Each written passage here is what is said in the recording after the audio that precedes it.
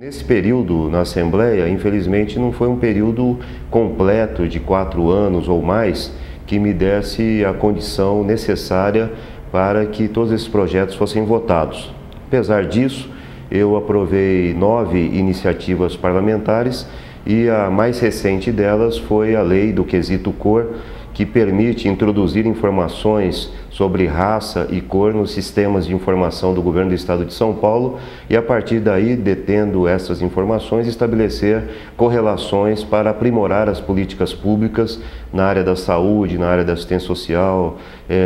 na questão da geração de emprego e renda, no acesso ao mercado de trabalho e aferir qual é a magnitude da discriminação racial que nós temos em nosso país. Gostaria de chamar a atenção para projetos que democratizam o parlamento. Eu, quando fui para a Assembleia Legislativa, imaginava uma Assembleia mais atuante, um plenário mais vibrante, debates em plenário entre as várias bancadas parlamentares, o que infelizmente não se confirmou. Normalmente o que nós observamos é a participação de um número reduzido de deputados no pequeno expediente, que são falas de 5 minutos, e excepcionalmente a existência do grande expediente, onde hoje o tempo disponível é de 10 minutos para a intervenção de cada um dos parlamentares. E debates temáticos em torno de propostas do Executivo, do próprio Legislativo, raramente ocorrem. Então, a minha preocupação é nós pensarmos uma maneira da população paulista conhecer melhor o que é a Assembleia Legislativa de São Paulo, dar mais transparência ao seu funcionamento e criar novos mecanismos de participação da sociedade civil que não se prendam apenas às comissões permanentes e temporárias que existem na Assembleia Legislativa. Isso se traduz em diferentes propostas que eu apresentei. Uma delas é uma mudança na Constituição do Estado para facilitar a adoção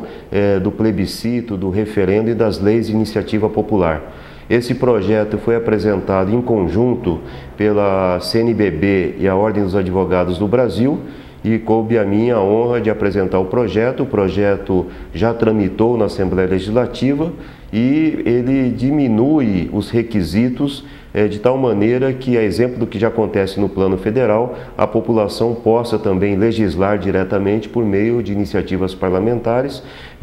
populares ou então lançar mão do plebiscito, do referendo para temas polêmicos que hoje são decididos exclusivamente pelo Poder Executivo ou às vezes pelo Poder Legislativo.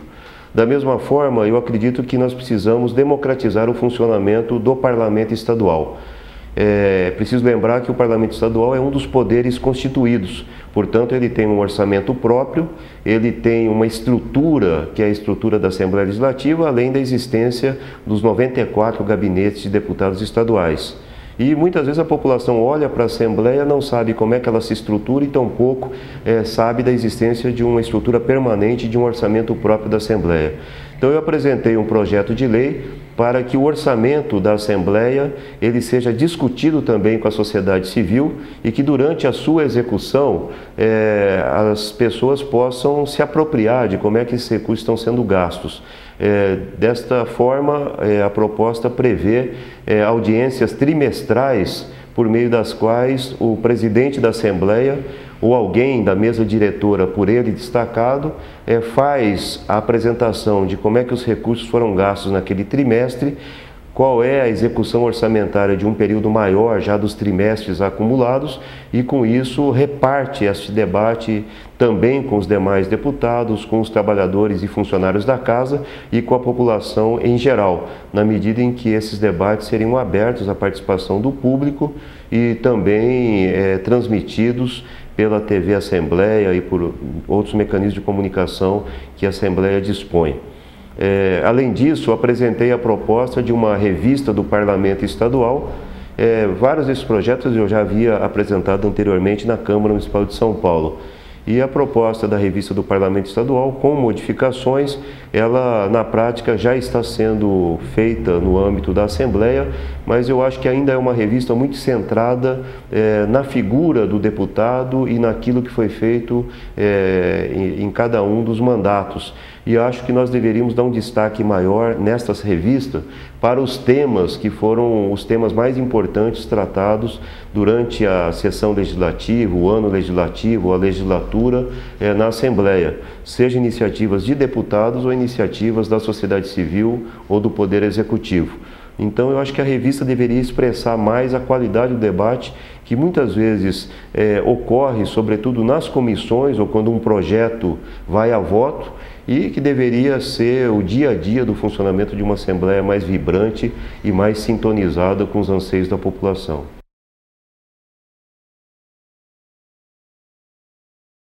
Eu apresentei também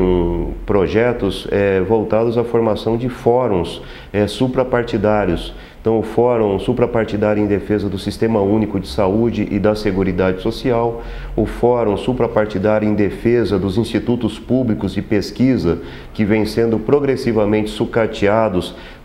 nos governos do PSDB, e agora um Fórum Suprapartidário em Defesa do Programa de Saúde da Família e dos direitos dos agentes comunitários de saúde e dos agentes de controle de endemias. Essas categorias vêm se constituindo nas categorias mais importantes hoje, numericamente falando, em termos da implantação do Sistema Único de Saúde no Estado e nos municípios, e não há um debate e nenhuma preocupação em organizá-los e reconhecer o direito trabalhista, salarial, funcional desses trabalhadores do Sistema Único de Saúde que atuam numa área fundamental que deveria ser a questão da promoção da saúde e a prevenção de doenças. O enfoque acaba sendo muito mais voltado à questão da cura, da assistência com caráter individual, centrado na figura do médico, quando nós deveríamos ter ação articulada em equipes multiprofissionais com caráter interdisciplinar, com a atenção às questões de promoção, prevenção e cuidados com a saúde da população. Esse orçamento ele depende de um percentual definido, portanto ele não tem um padrão a cada legislatura ou a cada execução orçamentária, ele acaba gerando valores diferenciados.